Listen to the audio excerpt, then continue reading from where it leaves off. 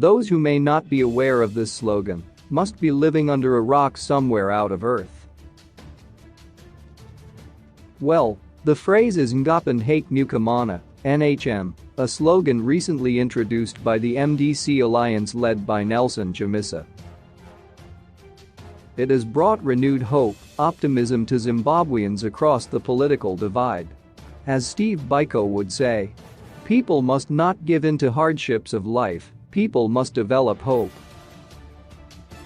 Finally, Zimbabweans have hope that together and in unison they will remove the Zanu PF government come 2023. People can't wait to remove Zanu PF. Zanu PF has made errors of judgment and has taken people for granted for far too long. To both their own supporters and to those of the opposition, Zanu PF has failed to fulfill even 10% of their 2018 promises.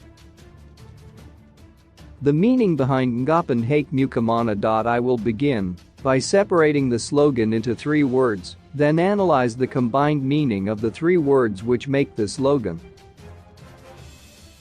This is because there is a deeper meaning behind the phrase and the reasoning that Zimbabweans are now alive to the propaganda against Chamisa and now fully understand Zanu PF. The problem with Zanu PF is that it lives in the past. Zimbabweans have mastered the art of pretending to support Zanu PF when they don't like it at all. Zimbabweans are tired of the Zanu PF rhetoric, that is why you hear them saying Ngaapinde hake.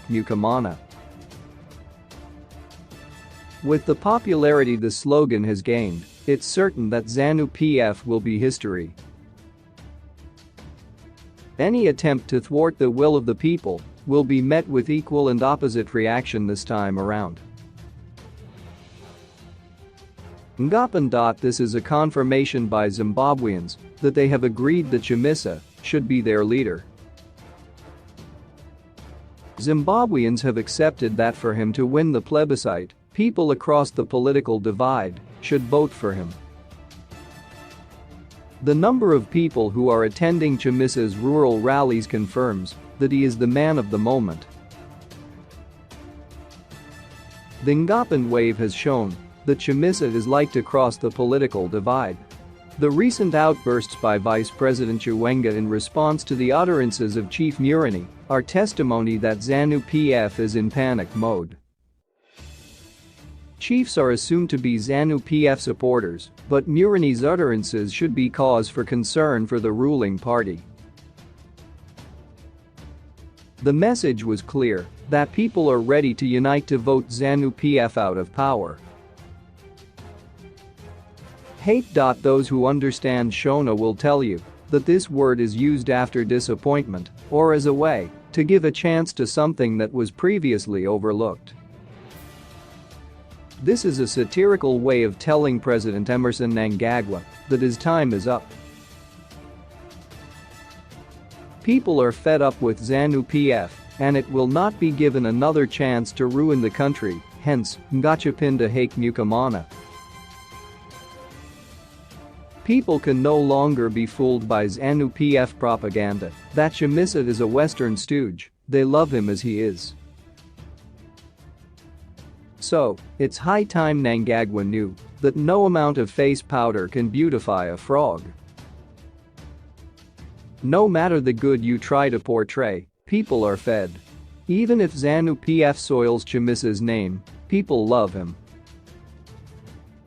Mnangagwa has said, Chamisa is a boy, is immature, invited sanctions, is power hungry, has failed to run councils, has no party, has failed to lead his party, is leading a nameless party, and has no strategy, but people have turned a deaf ear to all that, and they are saying Ngaapinde hake. This slogan is sending a strong message to the Zanu PF leadership that people will vote for that boy overwhelmingly. This is the death knell of Zanu PF, in that it is a rare admission to the surprise of Zanu PF that the people know and understand that Chamisa is young, but they want to give him a chance. This slogan has transfixed the Zanu PF propaganda machine. Zanu PF used to parrot the cliché that Chamisa is too young to lead Zimbabwe. People are united and know that he is young, but still want him to be voted into power regardless of what Zanu PF thinks.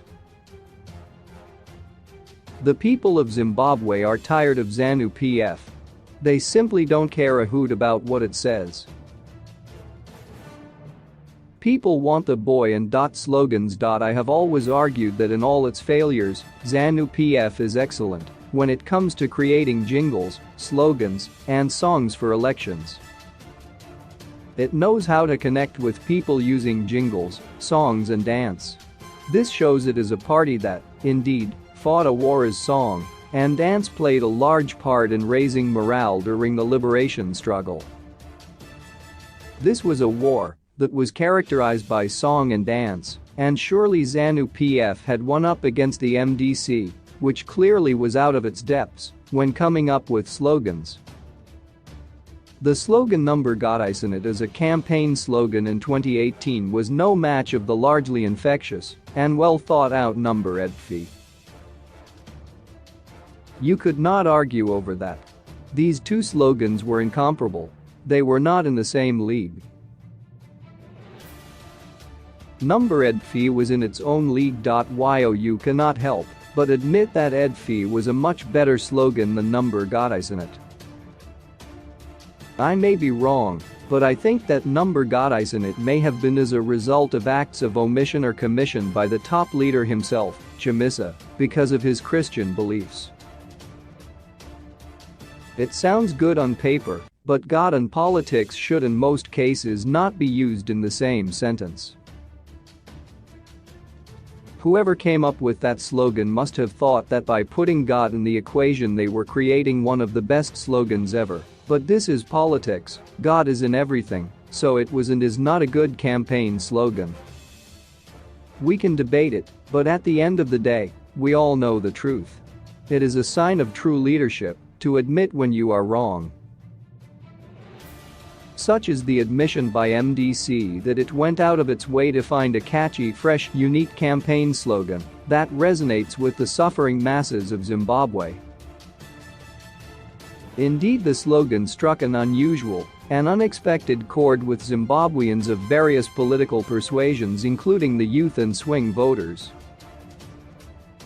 Swing voters are people who are not firm supporters of any political party and whose vote is difficult to predict in an election. I have had discussions with people across the political divide about slogans. The MDC Alliance supporters may not be ready to admit that their campaign slogan for 2018 was a disaster, more so that it was in English. That did not make the slogan any better. Politics is a game of understanding your audience. MDC Alliance failed to understand its audience. It is all very well to use English, but it is clear from how slogans in the vernacular have captured the masses that English may not be the best medium to use as far as Zimbabwean election slogans are concerned.